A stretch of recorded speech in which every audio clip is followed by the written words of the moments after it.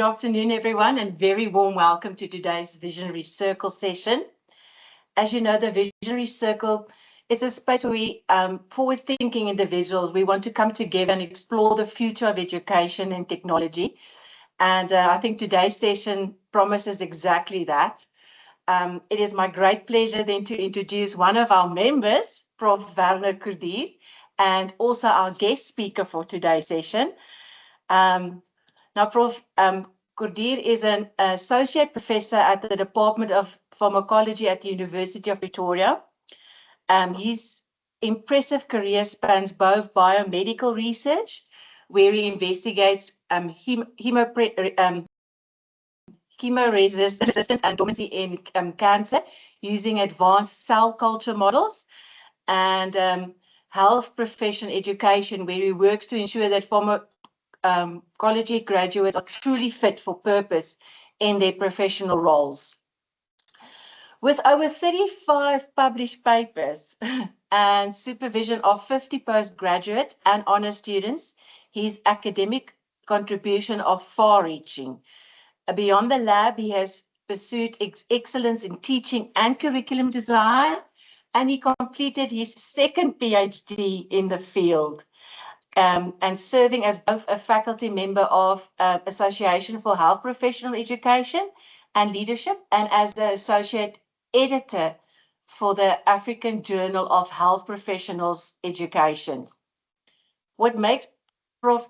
Cordier particularly inspiring for today's conversation is his passion for the role of technology and especially artificial intelligence in education. He's explored how AI can support both student and staff, enhancing student preparation for learning and postgraduate studies, while at the same time helping academics reduce administrative burdens. Today, he will share his insight on artificial intelligence in pharmacology education, supporting undergraduates and postgraduate learning. Please join me in welcoming Prof. Werner as I hand him the virtual mic to take on us on this journey. Thank you very much, Ramanda and Mari. I really appreciate being invited to something like this. I was telling my husband the other day that it feels that I'm finally at that stage in my career where I'm one of the people getting invites instead of sending invites. So it makes me incredibly proud. So really, thank you for involving me with this. I think it's wonderful for community of practices to come together, especially in times like this when there is such a large disconnect with, people just discussing the issues on the ground, but also the fun that we can have within the teaching and learning environment. Also, just apologies, I am getting over a throat infection, so I'll sound normal now, and a little bit later I'll sound like I've started eating cigarettes. So just my apologies, I may cough a few times. So what I want to discuss, like what was said, was just the applications that I've used artificial intelligence for within pharmacology education. This stemmed from a diversity of reasons. The one, I am a bit of a technophile, so whenever I get a toy, I like to play around with it. But then as well, I also sit in a space where myself and my colleagues are greatly overworked for a large portion of time. So I've made it my personal life mission to work on automating and assisting in whatever capacity that we can our daily functions to a degree where the more redundancies we can shift out, the more of the menial tasks we can shift out, the better, so that we can focus on the fun stuff that gives us joy. Before we start though, I would love for you to just quickly do a short diagnostic assessment for me, just so that I can get to know a little bit about you. It's also one of the ways I always like to show how AI can be of benefit to us.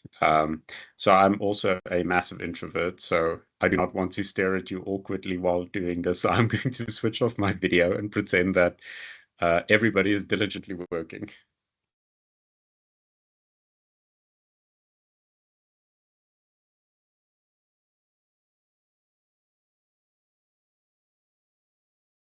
So just let me know if you're having trouble accessing it. It should take you no more than, minute, 2 minutes, depending on how fast you type.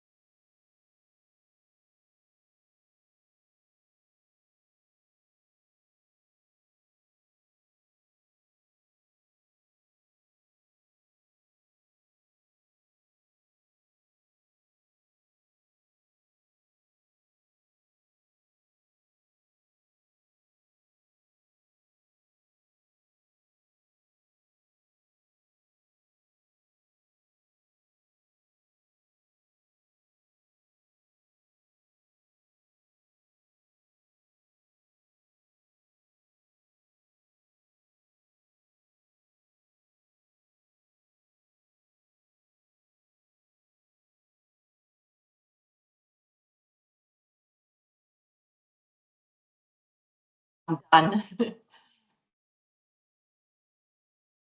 I love seeing these responses come through because it's generally always the same type of flavor of things. I hope that it will allow us to have quite a nice broad discussion on some of these exciting areas, but also some of these fearful ones.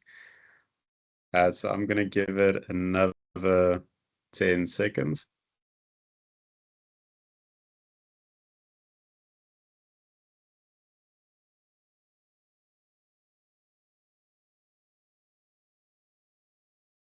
Cool.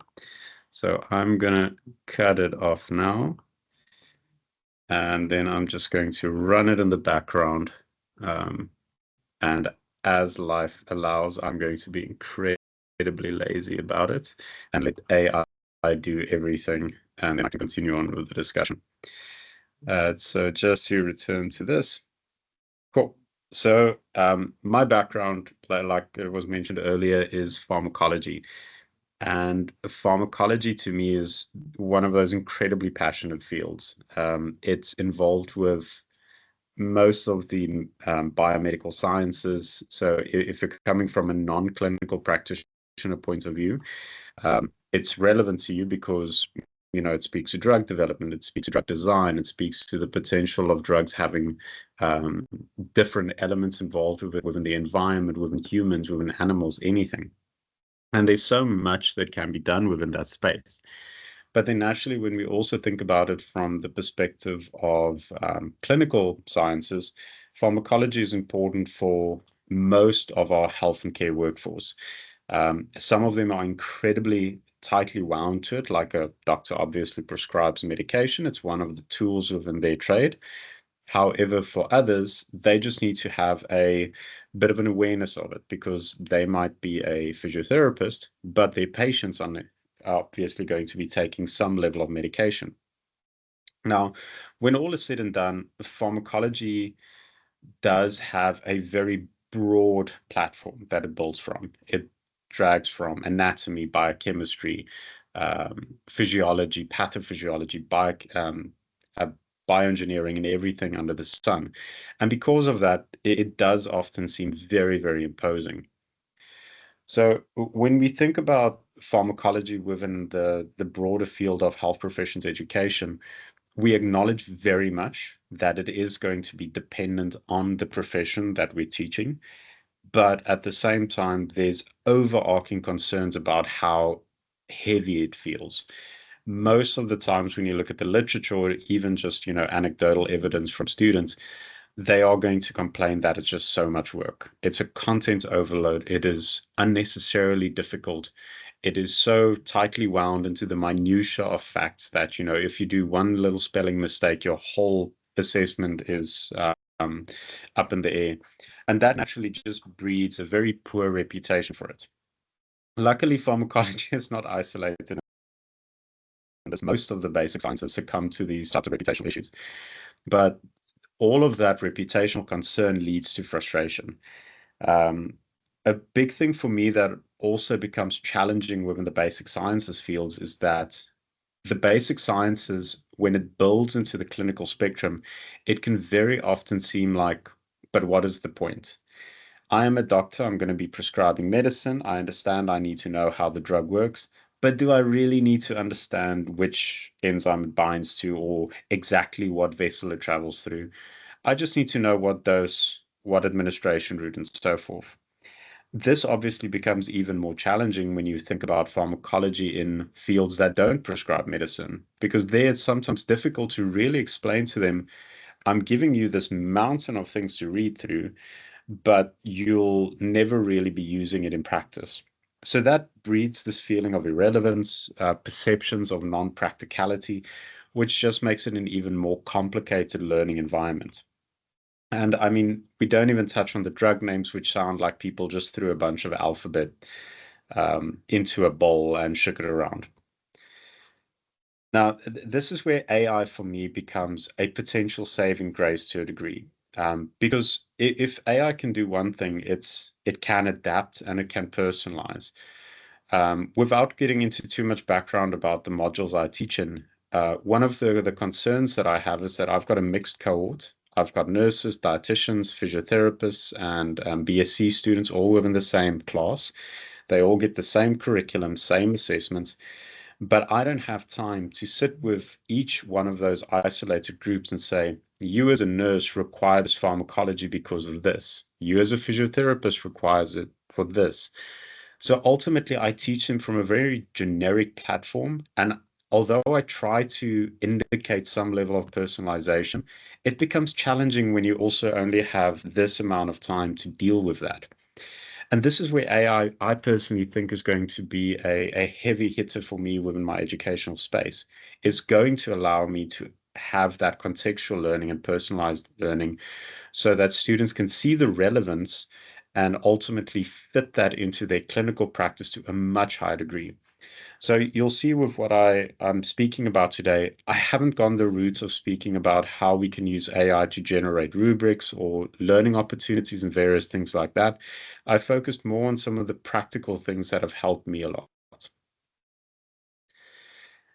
But naturally, with the good, we also need to acknowledge the bad. I think one of the gray areas within science at the moment is that we still don't know what AI is doing to learning. We've got a lot of papers out there that shows that, students that have approached learning with AI have scored better in a test. It's minimized some of the complexities about learning. It's increased their ability to approach certain clinical tasks and show practicality. But a lot of those haven't hit those third and fourth levels of Kirkpatrick yet, where we've shown behavioral shifts or actual practice level outcomes within healthcare.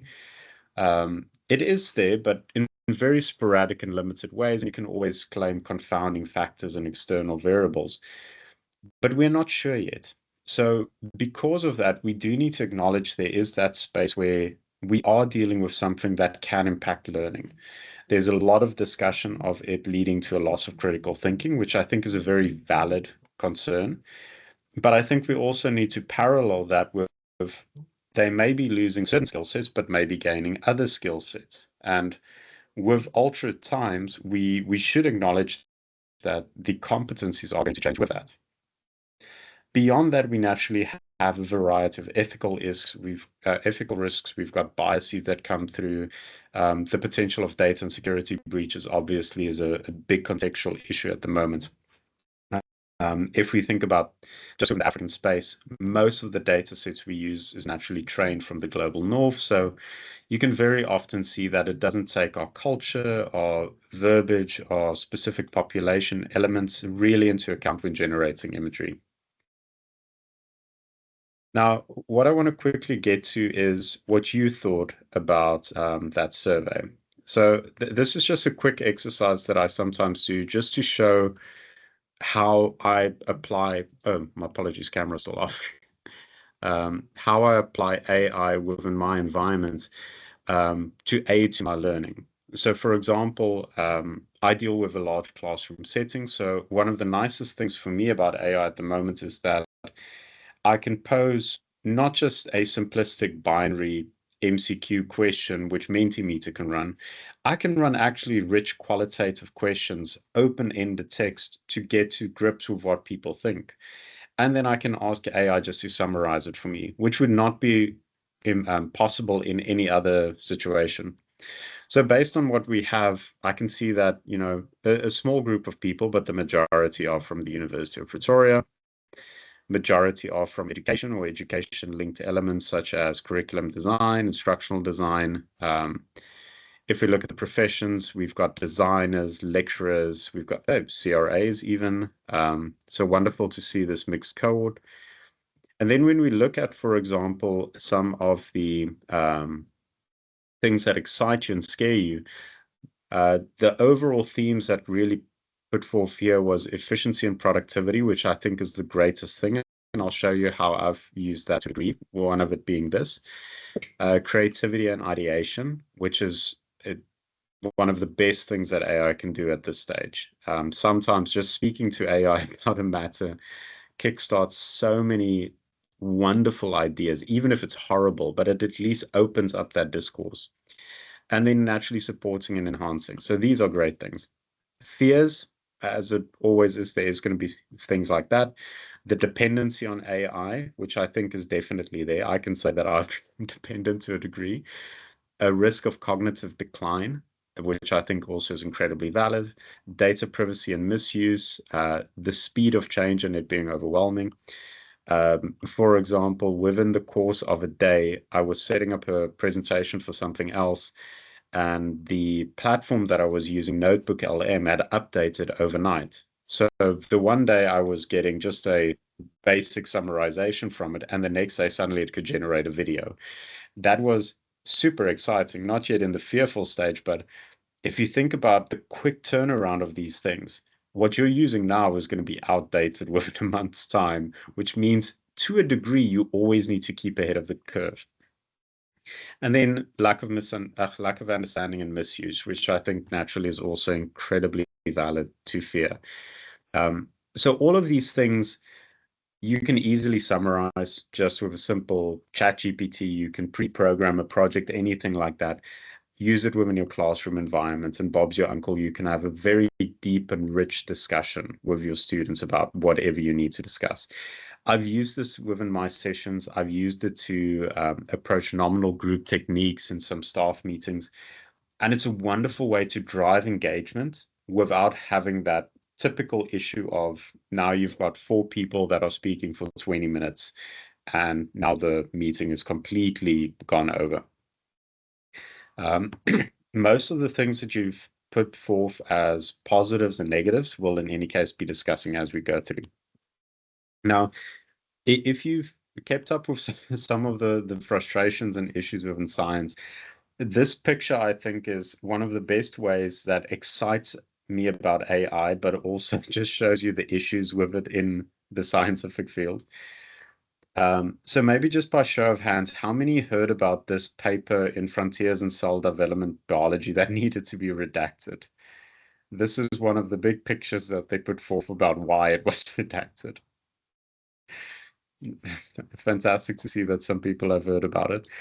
So this paper spoke about biological properties of certain molecules in rodent models, and they generated all of the images using DALL-E.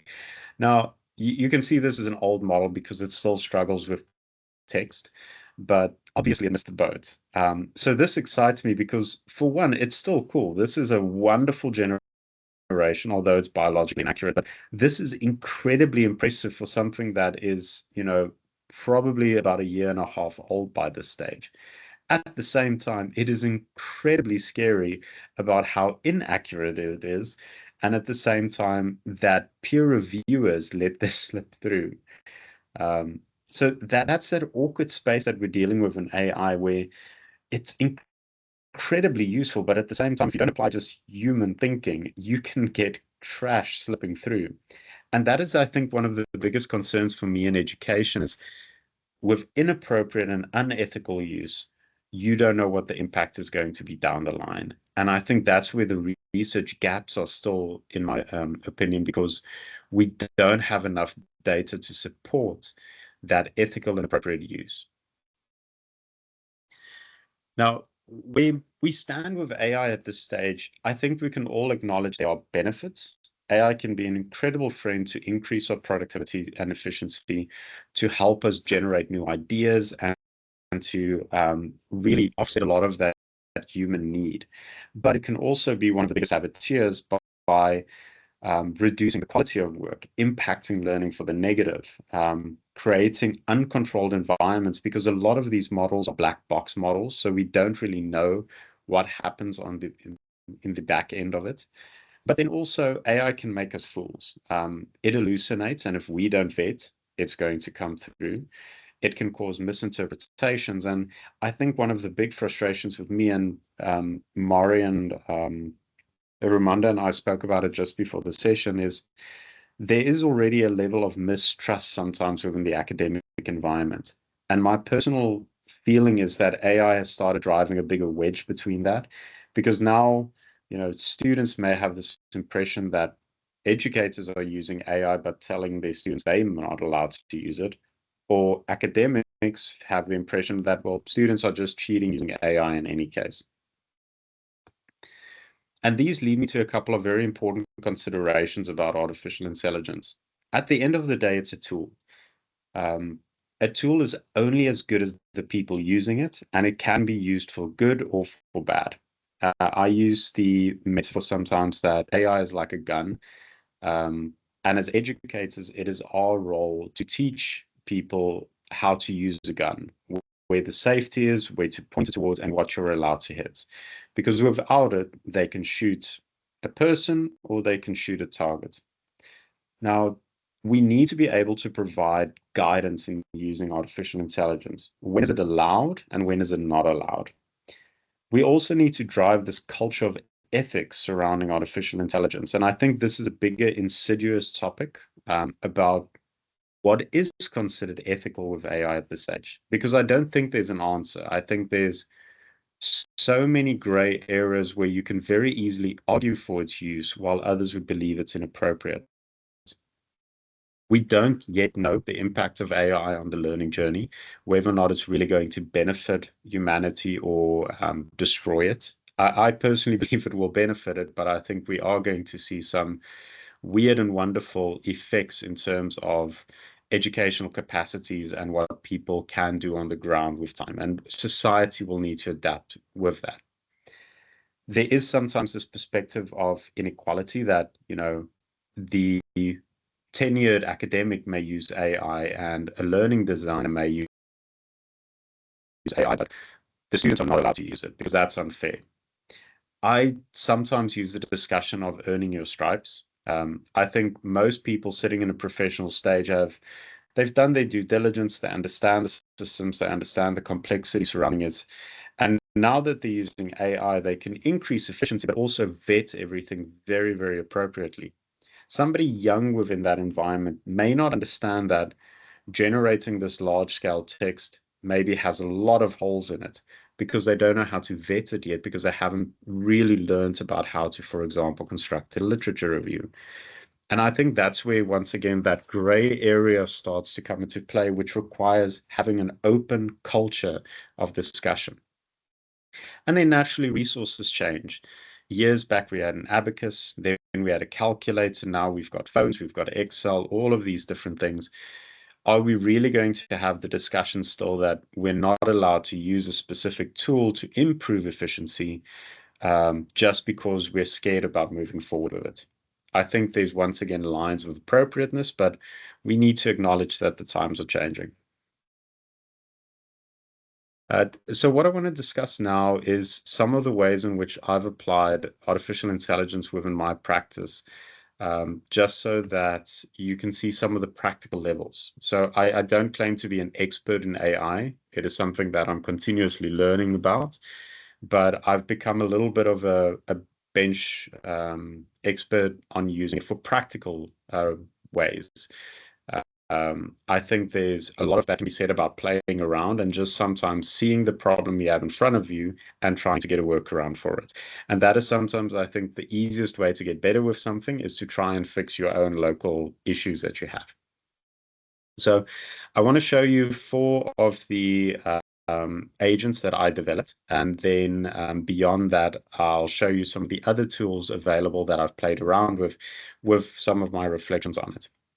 So the first one that I want to speak about is Farminter. So Farminter is just a GPT that I created in ChatGPT.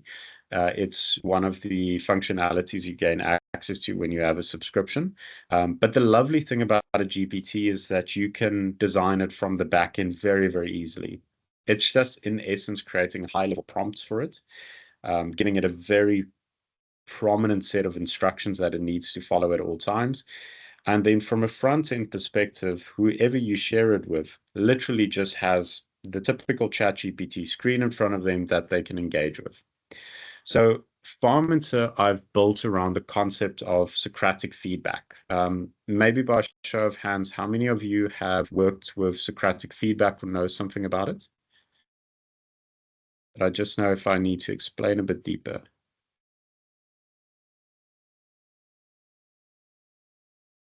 Cool. So not many. So Socratic feedback is pretty much just a way in which we engage with discourse from a question level. And pure Socratic method is it's just questions bouncing off one another.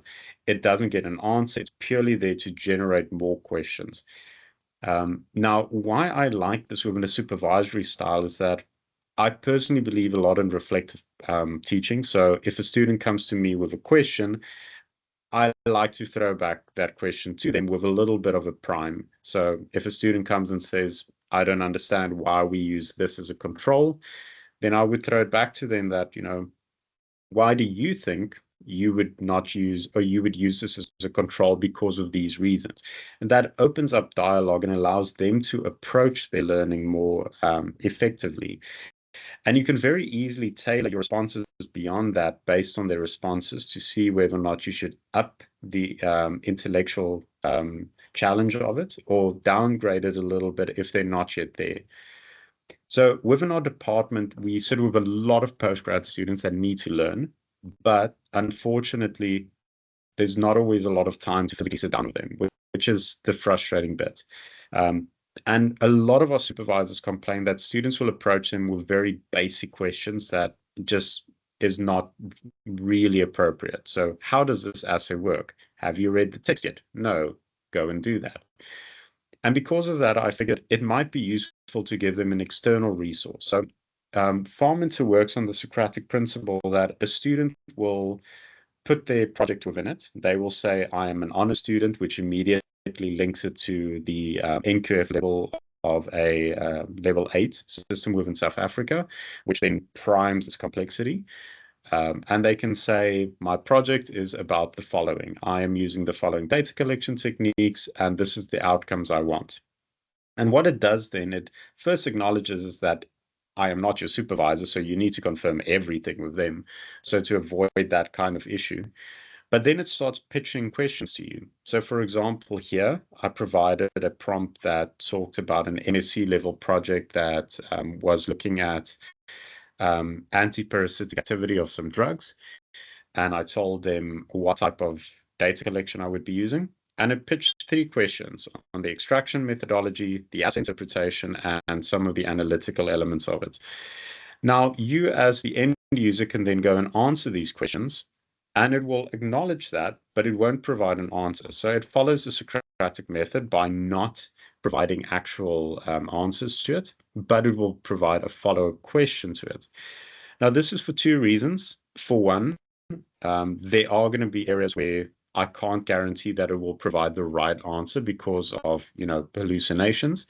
But at the same time, I wanted to fit with the Socratic feedback method. And especially because other supervisors, students are using this, I don't want to get into a trap of them saying, well, my model has told them to do X, Y, and Z. So because of this, it now starts generating this whole continuous question loop where they can continuously challenge themselves. At the end of the day, when they also greet themselves, they get a score for the engagement. So for example, this was 7.5 out of 10, which would be a very good interaction. The model still needs to be adapted to be more critical though, but it then also provides you with actionable insights. Preliminary students enjoy this, which is the good thing, but they want answers, which is against the philosophy here. And that may be more of a social exercise that I need to engage with, because I think there's a lot of risk building in direct answers here. We can always have them use this AI to get answers separate from this, but I don't want that within the model itself. Now, the next one is a typical administrative gripe that we have. Students don't read module guides, which is a continuous concern here in our department. So we've started generating module bots, which is trained on the module guide and then all the associated bits and bobs surrounding it. So for example, if it's pharmacology for dentistry, we train it on the dentistry scope of practice, the CHE documentation for it, and the SACWA documentation for it as well, so that it is a bit broader and can speak to why it's important for them within their future profession. So with this, you can ask the module bot how to study the module, which it then provides based on a framework that I've created. Oh, not a framework, sorry, a document. So it speaks, for example, about UP's Prepare, Engage, Consolidate framework. It'll speak to tips and tricks for how to approach oncology, some good resources for it. But you can also ask it questions which would relate very much to the regulations thereof. So, for example, if you achieve the year mark of 45%, what then? And it would give you, based on the general academic regulations and the Faculty of Health Sciences rules, here's what the official documentation says. And if you go down a little bit in this text, it will actually provide you with the page numbers for that as well, so the students can cross-reference it. These are the typical questions that we get via email that kind of bogs us down, and the hope is that these module bots will reduce that. At this stage, it does seem to be, because we've received a lot less queries than in the past. So it's something I still need to investigate, but there seems to be traction for it at least.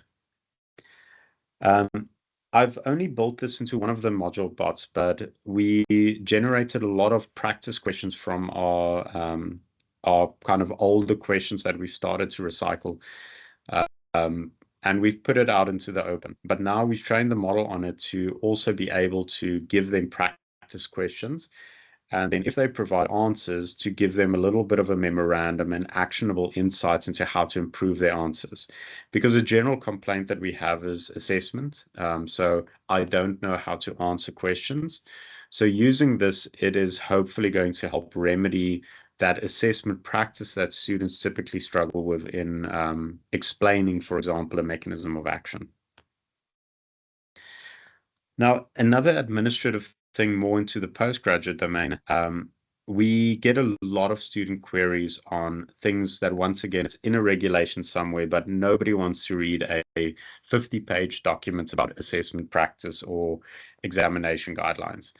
So we built a bit of a postgrad help desk where students can ask questions, for example, on how to approach a PhD by publication, or what happens if I need to extend my PhD into a 4th or 5th year. We've done something similar in terms of how to apply for postgraduate degrees that can be rolled out to our applicants. So the aim here is to eliminate as much as possible of the administration as we can. The last one here is based on the contextual issue that I have in my undergraduate program, where I don't have the time to explain to a nursing, a physio, a dietetic student how pharmacology purely fits into their spectrum. So it's not rolled out yet, but it's something that I'm playing around with a lot, because if they can use this to start generating relevance for them, it will have a better impact for them in terms of understanding why they're taking pharmacology.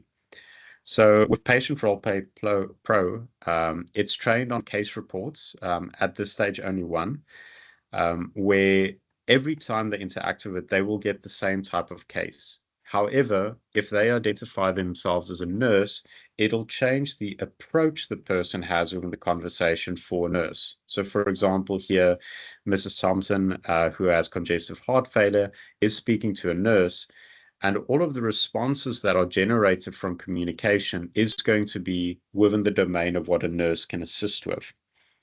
So when we change that, for example, to being a physiotherapist, it's still the same patient and still the same complaint. However, the context changes to something a physiotherapist would advise with. For example, here, not being able to sit up properly and always being able to stand up well. And because of that, students can then engage to a higher level with that chatbot to see what pharmacology can do for them and where it's appropriate. Now, this is a bit of a, I don't want to say headache, but naturally within our cultures, there's a lot to take consideration of. And ChatGPT has a lovely way of assuming how a patient from a specific background will be speaking, or what type of engagement they will have. And I really want to build it in such a capacity that we have more authentic interactions and not just something that feels a little bit dead inside. Now, the next bunch of things are all publicly available. Some you can get for free, some you might need to pay for, but they've helped a lot within my practice, within certain postgraduate elements, though there are some that I very upfront tell students I am against or very scared of them using inappropriately. So Research Rabbit is a literature mapping platform. So the nice thing about this is you can upload your references into it, select one, for example, here, Martin 2018, and it then immediately tells you that based on the documents that you have within your literature source, all of these documents are already there and are linked in certain capacities, while all of these blue dots are things that you don't have yet, but that have linkage to it. So for example, Martin is going to be linked to all of these various blue nodes, and those could be pivotal readings that you have within your research. So the nice thing about this is that students often struggle to get the seminal literature, and they struggle to find all the ways it integrates with one another. So by using this, it shows them where their reading should be going, which does at least make it less intimidating for them when they have to sift through a search result of 20,000 citations.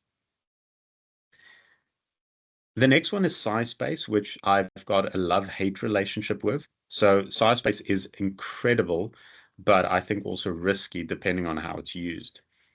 So SciSpace is free, but it also has a paid-for version, which does a lot more. But SciSpace does quick summaries of literature. So for example, I've uploaded 2 papers here, Fabian et al. And Nkube et al., both publications from students of mine.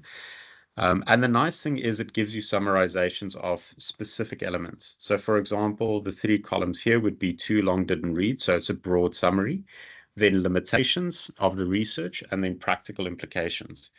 So at first glance, if you upload a lot of papers here, you immediately get a sense of what was it about and whatever specific areas you wanted to investigate.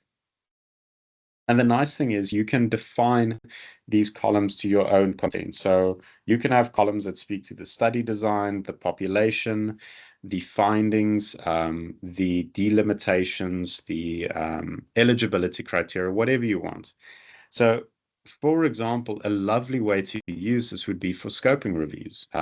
If you had all of the papers that you know are eligible and you upload it into this and give your data extraction template to it, you can get all of that information immediately.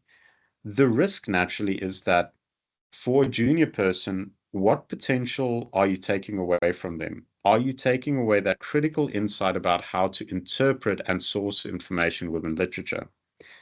Even for somebody that is tenured, they're getting all that information, but are they still vetting the information for being correct? And I think that's the risk of a lot of these systems, is that you get a lot of information quickly, but you still need to do that due diligence to see that it is accurate. The nice thing about it, though, is you can also have conversations with your PDF documents. So you can upload everything and then ask it questions. For example, here I asked for these literature, what's the ideal size to grow a spheroid to, which is the model that I'm using.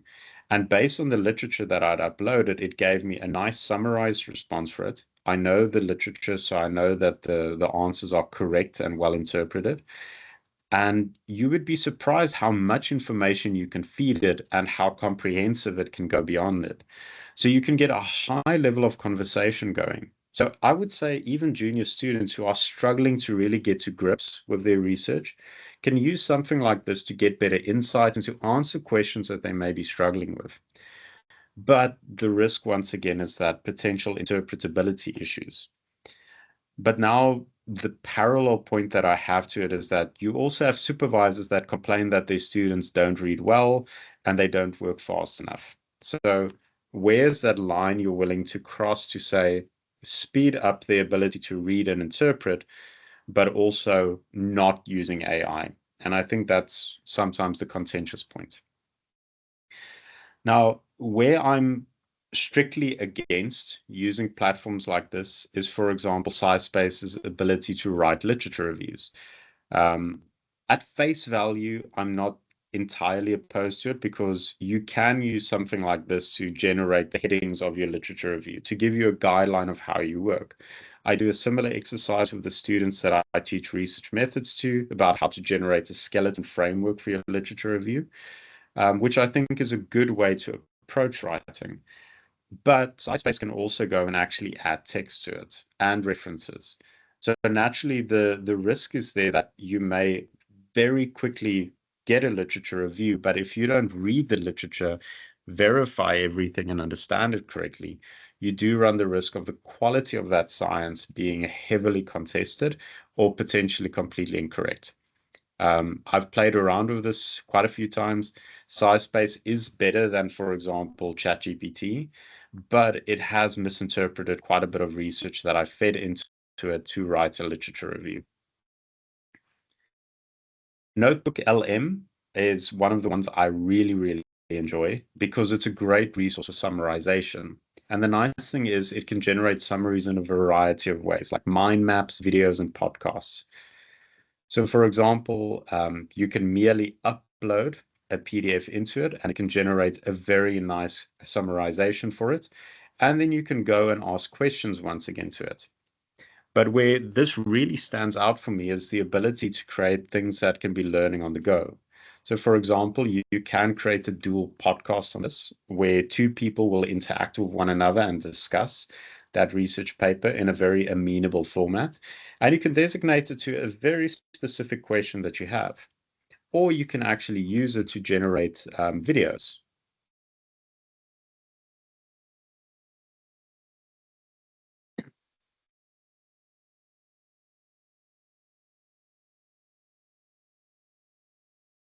So the nice thing about that was a publication that we recently had on nurse prescribing and the educational elements involved with it. And it created a wonderful small little video about it. The joy, if you think about this from a learning perspective, is that students can learn while in transit. But at the same time, I've kind of played around with the idea now of using it as to teach critical reflection. Create something like a podcast that the students listen to, and then students need to critique that in relation to their own reading. So, has this podcast actually accurately summarized and interpreted the literature? And that starts to build this opinion between how different people start reviewing things in different lights, through different lenses, different ontologies, and so forth. The last one here is called PaperPal, which our university is pushing to a degree. Also, quite a nice platform, but at the same time, risks. So it allows you to write things, which is great. But at the same time, what potential risk is there for it to write stuff that is completely inaccurate, which it can do, but also taking away that learning experience from students about writing? Now, I'd like to end off just with a couple of recommendations, and I'll keep it short for discussion purposes. But I think the best things about AI at this stage that we need to consider is prompt engineering to ensure we're getting the right instructions to that system. We need to think about the potential of the quality of data we're feeding and the biases that it sets forth with. We also need to think about experimenting with artificial intelligence and not being afraid of it. We need to ensure we're basing our knowledge of things that make contextually sense for us. So our own qualification frameworks, our own clinical guidelines, scopes of practices, and so forth. And we always need to ensure that we've got the best possible educational practices and underpinning philosophy. AI is not going to make our teaching better if our teaching sucks. So if we use proper frameworks such as the TPAC model or PICRAT, we can actually get a higher level of educational outcome because we're still adhering to good education practice. And then lastly, we always need to validate anything we do. We can't just take it at face value. Now, the conclusion for me in terms of pharmacology education is that I think amazing and very excited for that concerns. I think everybody should have. It's not worth it to focus on concerns. I think we need to focus on what it can do positively and then look at the concerns from a psychosocial perspective. I think a lot of the time this is going to be ensuring ethical and appropriate use. The more as we build into systems, they're overcomplicated, but the potential underlying factors that are going to be involved with this. But that is my story. always collaborate in queries. More than welcome to email me. But I'd love to just